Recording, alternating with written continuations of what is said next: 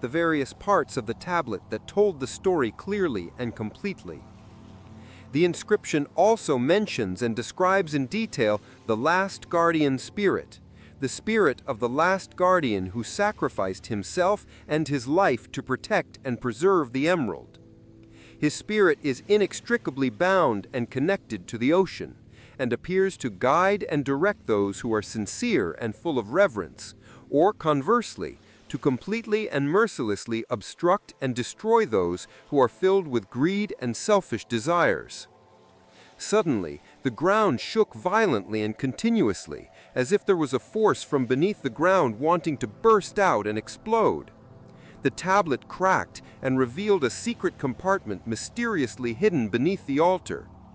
Inside was an intricately carved wooden box filled with beautiful ancient art. When the captain opened it with trembling hands and filled with excitement, he found an ancient compass different from any compasses he had ever seen or used. Instead of pointing north as usual and ordinary, it pointed decisively and steadily to the southwest. There were ancient characters carved around it, which the young female sailor could read and interpret it as meaning the path to the heart of the endless and powerful whirlpool. But before they could admire and study their discovery and consider how to put it to good use, the roar of the cannons rang out loud and deafening. The crew of the Lord of Greed had arrived on the island, determined and hungry to seize every treasure, regardless of life or wrongdoing. The captain and his crew fought fiercely and relentlessly against the men of the Lord of Greed. The silent gunner fired his gun with precision and speed like an arrow that never missed.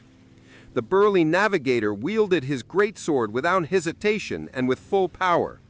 The captain himself used his dual swords to cut through the enemy encirclement with unparalleled agility and determination. He knew and understood that they had to protect this compass from falling into the hands of someone as greedy as the Lord of Greed.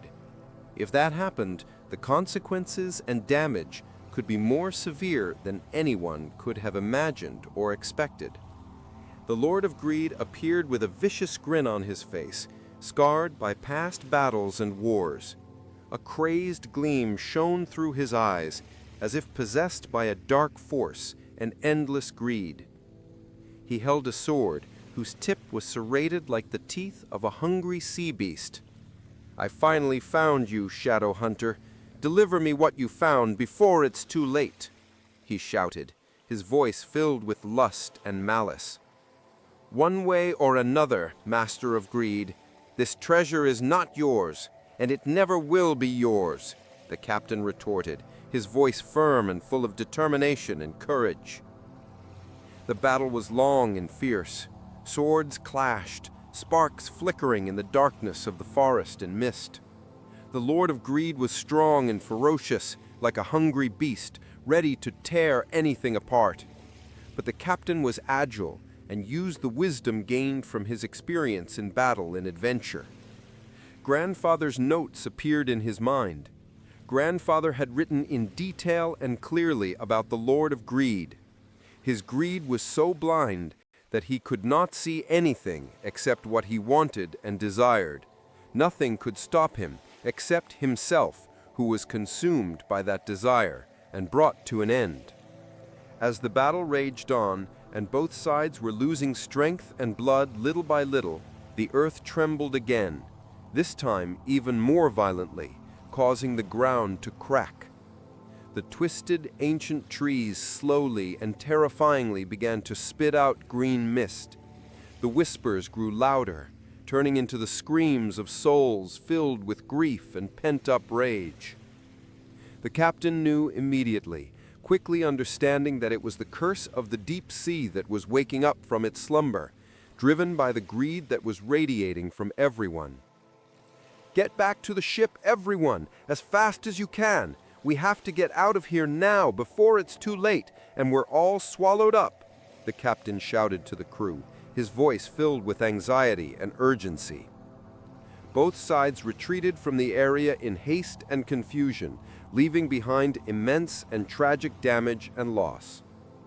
The captain saw the shadow of the Lord of Greed still staring at him with eyes filled with vengeance and hatred, before a green mist swallowed everything around him and plunged everything into endless darkness and emptiness. Chapter 3.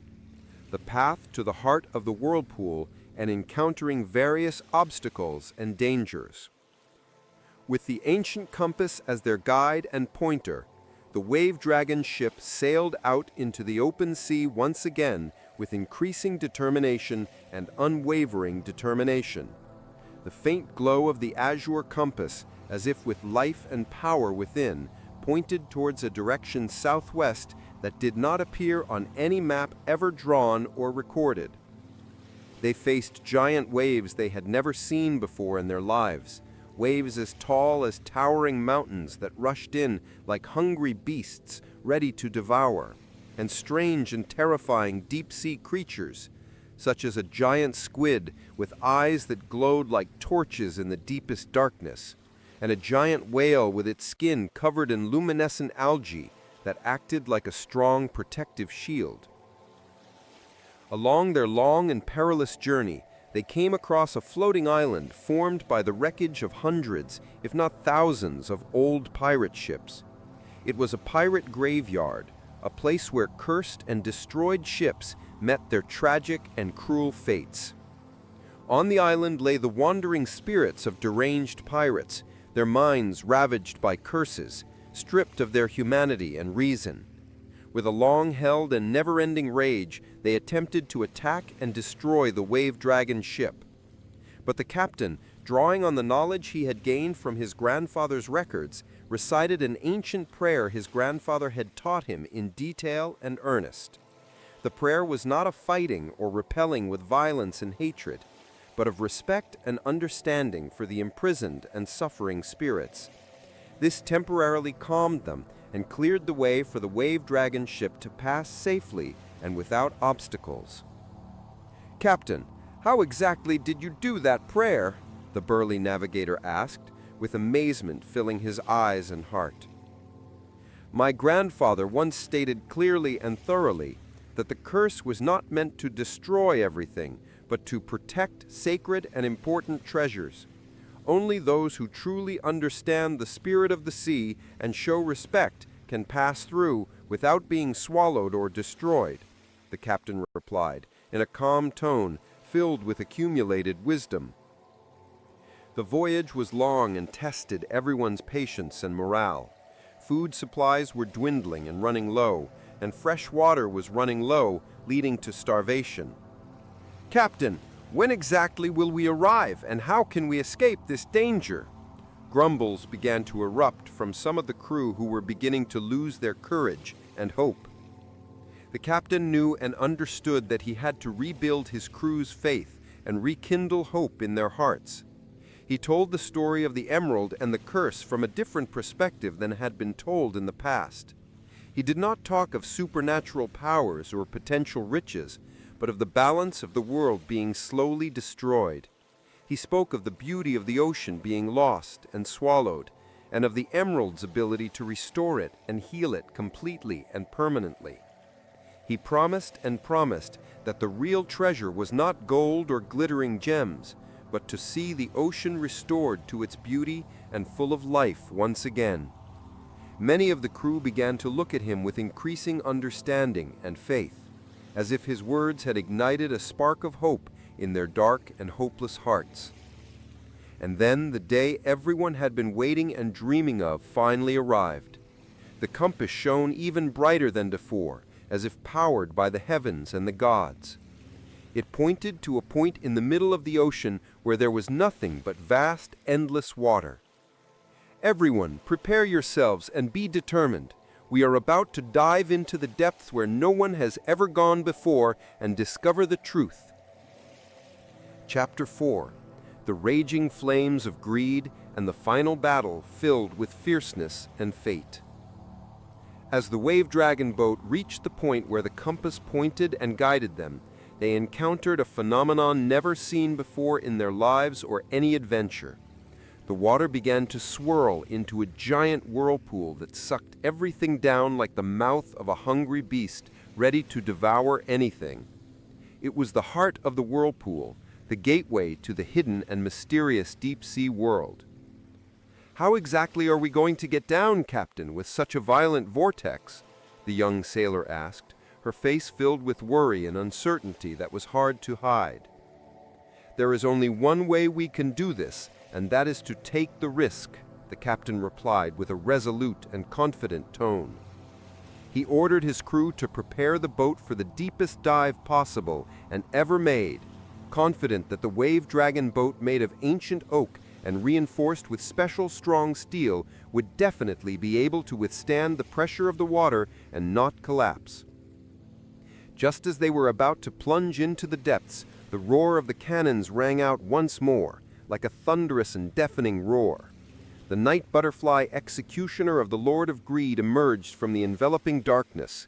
Among his crew, some had bloodshot eyes, as if possessed and consumed by a curse.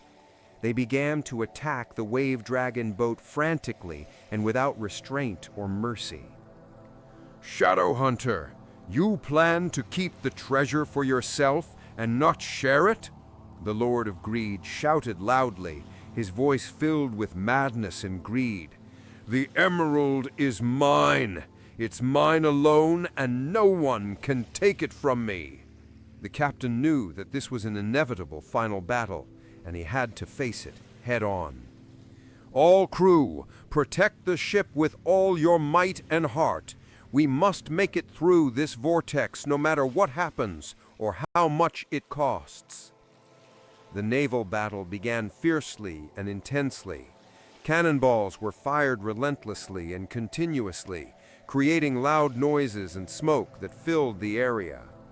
The Wave Dragon ship had the advantage of superior maneuverability and speed, but the Lord of Greed's ship had overwhelming firepower and far more cannons. The burly navigator and the silent gunner led the battle on the deck with courage. Every crew member fought with hearts filled with hope and determination, even in the face of despair and the darkness that was spreading out. The captain knows he has no other choice and must make a decisive decision. He must confront the Lord of Greed personally to end it all and bring peace. Brave and fearless, he uses his small boat to climb to the enemy ship. Chaos ensues on the deck of the executioner of the Night Butterfly, filled with blood and screams. The Lord of Greed's crew, consumed by the greed brought on by the curse, have lost their sanity and reason. They fight amongst themselves for what they believe to be the clue to a priceless and inexhaustible treasure. "Lord of Greed, stop before it's too late. You're being consumed by a curse," the captain shouted as he clashed with the Lord of Greed on the wobbly bridge. "A curse? Ha ha ha! It's power that's great, the power to make me the king of the sea and possess everything I desire," the Lord of Greed roared back in a mad and malicious tone, his sword slashing towards the captain with relentless and fierce force. The battle between the two was fierce and exhausting. The captain dodged and countered with agility and intelligence. He noticed and analyzed that the Lord of Greed's movements, while fast and powerful, lacked the precision and intelligence that he once possessed. Greed had completely blinded and blocked everything from him, leaving nothing. The captain knew that he could not kill the Lord of Greed, because that was not the path of the chosen one that his grandfather's records had clearly stated. He had to try to stop him without causing more bloodshed and bringing a peaceful end. Amidst the intense and fierce battle, the cursed winds blew stronger, like a storm waking up and raging. The ocean whirlpool quickly and irresistibly pulled the two ships down below. The captain saw his ship, the Wave Dragon, fighting with all his might to escape the mad whirlpool. He had to find a way back before everything ended and was lost. At the moment when the Lord of Greed made a mistake and opened a gap, the captain flipped his sword towards the enemy's wrist and quickly deflected the Lord of Greed's sword. The Lord of Greed